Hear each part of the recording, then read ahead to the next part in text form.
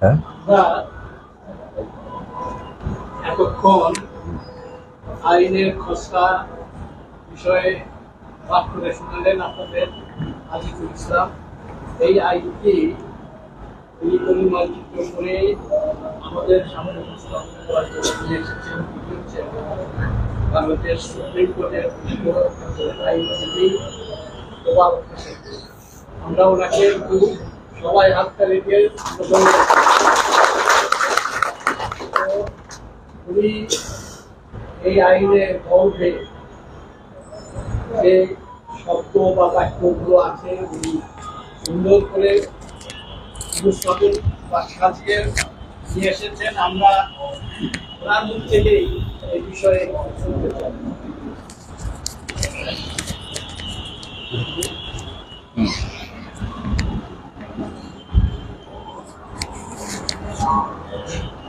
উপস্থিত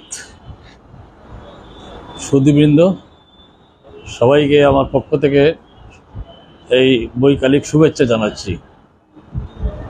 কিছুদিন আগে এই যে অহিংস গণ অভ্যুত্থান বাংলাদেশের মূল নেতা আবু মুস্তফা আমিন সাহেব এবং মুক্তিযোদ্ধা আবুল বশর সহ কয়েকজন আমার চেম্বারে গিয়ে একটা খসড়া আমার কাছে দিয়ে এসেছিলেন। একটি আইন তারা প্রণয়ন করতে চান, যে আইনের মাধ্যমে যে এই দেশের জনগণের অর্থ বিভিন্নভাবে বিভিন্ন আইন বর্তমানে প্রচলিত আইনের ফাঁক দিয়ে বা আইনের প্রয়োগের মাধ্যমে জনগণের কাছ থেকে লুটপাট করে নিয়ে পুঁজিপতি বা অসৎ লোক তার সম্পদ তৈরি করছে।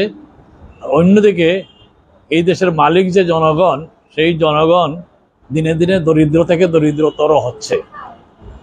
আজকে দ্রব্যমূল্য সমগ্র দেশে সীমাহীনভাবে বাড়ছে এবং ক্রমেই বাড়ছে। আমরা শুধু সিন্ডিকেটের কথা শুনি, সরকারি কর্মকর্তারা সিন্ডিকেটকে কন্ট্রোল করবেন বলে কথা বলেন, বড় বড় কথা বলেন, কিন্তু শেষ পর্যন্ত দেখা যায় কি তারা সিন্ডিকেটের কাছে আত্মসমর্পণ করেন। এই সব সিন্ডিকেট যারা জনগণের অর্থ সম্পদ লুণ্ঠন করে নিয়ে যাচ্ছে, সেই অর্থ সম্পদ ফিরিয়ে আনা এবং ফিরিয়ে আনার একটা প্রক্রিয়া শুরু করা প্রক্রিয়া হিসাবে একটি আইন প্রণয়ন করতে চান বলে আমার কাছে প্রতিবাদ হয়েছে। সেই আইনের খসড়াটি আমার কাছে দিয়ে আসার ফলে আমি দেখলাম যে এই আইনের যে উদ্দেশ্যগুলো কিছু বলা আছে, কিন্তু আইন যেভাবে প্রণয়ন করা হয় সেইভাবে সেটা লেখা হয় নাই।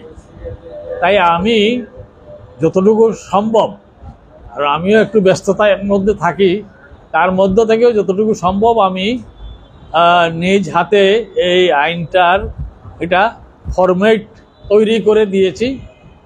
কিন্তু একটা মনে রাখতে হবে যে একটা আইন পাস করতে হলে বা প্রণয়ন করতে হলে এটা অনেক মনোযোগ দিয়ে এটা পড়াশোনা করতে হয়।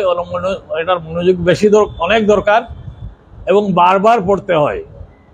আমরা আগে দেখতাম, আমরা যে সময় ছাত্র ছিলাম, সেই পাকিস্তান আমলেই হোক অথবা বাংলাদেশের প্রথম ইয়ের দিকেই হোক, আমরা দেখেছি এমনকি একটা আইনের খসড়া সংসদে নেওয়ার পরেও প্রথম পার্ট, দ্বিতীয় পার্ট, তৃতীয় পার্ট, একটি লাইনে একটি কমা হবে কি সেমিকোলন হবে এ নিয়ে অনেক চর্চা হতো। আজকাল অবশ্য সংবিধানের পরিবর্তন করতে হলেও 15 মিনিটের বেশি লাগে না।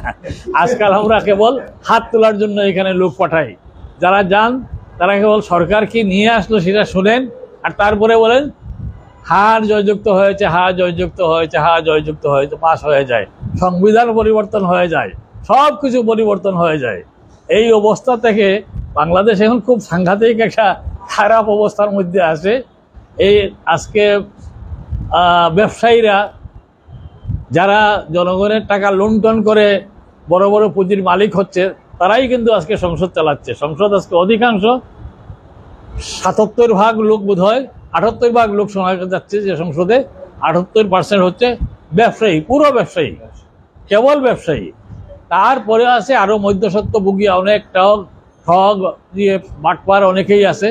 আমরা তো এমনও লোক দেখলাম যে আগের দিন বললো সে আমি বিএনপি, পরের দিন বলে যে আমি আওয়ামী লীগ। আমরা তো এমন লোক দেখলাম যে আমরা আগের দিন বলে কল্যাণ, পরের দিন বলে যে আমি অকল্যাণ হয়ে গেছি, এবং সে পাশ করেও চলে আসছে, পার্লামেন্টেও বড় বড় কথা বলছে। এই সব লোক দিয়ে যে দেশ চলছে, এই অবস্থায় আপনারা যে উদ্যোগ গ্রহণ করেছেন, সেই উদ্যোগ আমি জানি না কি হবে, তবে আপনাদের চিন্তাটার সাথে আমরা কিছুটা মিলে যে অবশ্যই আমাদের যে অর্থ আমার পকেট থেকে কাটা যাচ্ছে, সেই পকেট মারকে, যেমন আমরা দেখি বাজারে কি করি আমরা, আমার পকেট মার যে টাকা আছে এখানে আছে, হঠাৎ করে হাত ঢুকালো, যদি ধরতে পারি তাইলে কি হয় তার অবস্থা। ধরতে পারলে সমস্ত গণপিটুনিতে সে অনেক সময় অনেক পকেট মার মারাও যায়। ওই যারা তারাও কিন্তু আমাদের পকেট মেরে নিয়ে যাচ্ছে, সেই টাকাটা ফিরিয়ে আনার জন্য এইটা খসড়া, এই খসড়া আবার আপনারা পড়বেন, তারপরে আপনারা এটাকে ফাইনাল করবেন, ফাইনাল করে এটা নিয়ে এইটার ভিত্তিতে আপনারা আন্দোলন গড়ে তুলবেন। এবং যদি আপনারা সেই আন্দোলন গড়ে তুলে, যে কথাটা আমার আগের যে বক্তার যিনি বললেন, যে যদি 2 কোটি মানুষের স্বাক্ষর গ্রহণ করে আপনারা দিতে পারেন, তাহলে একটা আসলে একটা গণ অভ্যুত্থানের মতো মনে হবে। তবে এই কেবল স্বাক্ষর করলেই হবে না, এর সাথে আরেকটা জিনিস আমি বলবো, যারা স্বাক্ষর করবে তাদেরকে আপনাদের বুঝিয়ে দিতে হবে যে প্রয়োজনে ডাক দিলে তারা যেন রাস্তায় নেমে আসতে পারে, রাস্তায় নামে আন্দোলন করে তাদের দাবির সমর্থনে, সেইটাই যদি করতে পারে তাইলে কিন্তু হবে, না হলে হবে না। এই আমরা হাতি তো আমরা সবাই চিনি, তো অনেকে হাতি দেখছেন, হয়তো অনেকে দেখেন নাই। তো হাতির ইয়েতে যে মাহুত থাকে, সে একা একজন লোক এত বড় হাতিটাকে চালায় নিয়ে যায়, হাতিটাকে তুলে বসায়, আবার তুলতে পারে, এসব সব করতে পারে। তো দেশ একটা বিরাট হাতি, তার মধ্যে একজন মাত্র মাহুত আমাদের এখন এই হাতিকে নিয়ে খেলাচ্ছেন।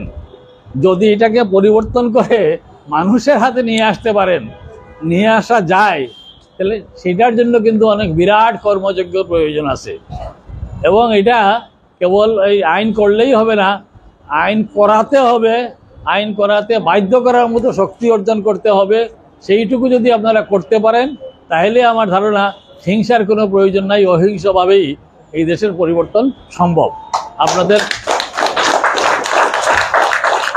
আপনারা যা পরিশ্রম করছেন, যারা এখানে এসছে, যারা বেশিরভাগই খেটে খাওয়া মানুষ, তারা একটা জিনিস আমি বুঝি, যে শ্রমজীবী মানুষ যদি রাস্তায় নামে, আপনাদের তো হারাইবার কিছুই নাই, তো সব কিছু হারানোর জন্য যদি রাস্তায় নামেন, তাইলে কিন্তু আপনাকে যে